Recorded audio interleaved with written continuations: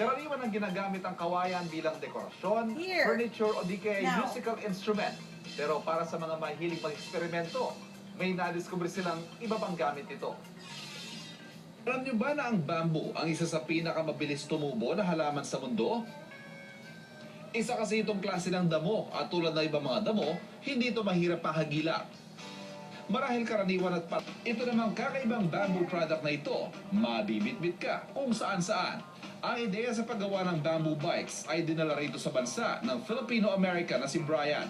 Bamboo's locally grown, very strong material, which has a lot of environmental benefits. It's locally resourced, and it's a sustainable raw material.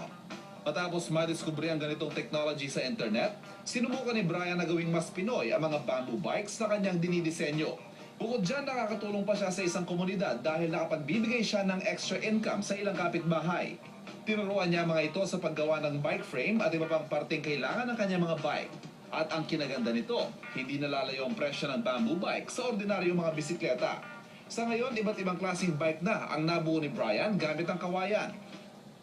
We've been just adapting basic geometries from city bikes, road bikes, mountain bikes, and commuter bikes, and we're adding our own twists and variations, and we're prototyping constantly and coming up with new designs.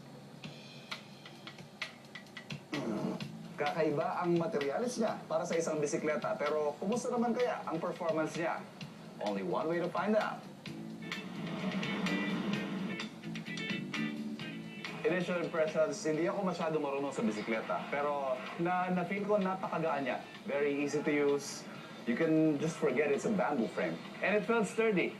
Kung iniisip nyo, kahoy siya, mababali siya, no, inaakit-akit nga namin sa bangkete. Madali nang gamitin, environment-friendly pa. Ano pa ang hahanapin mo?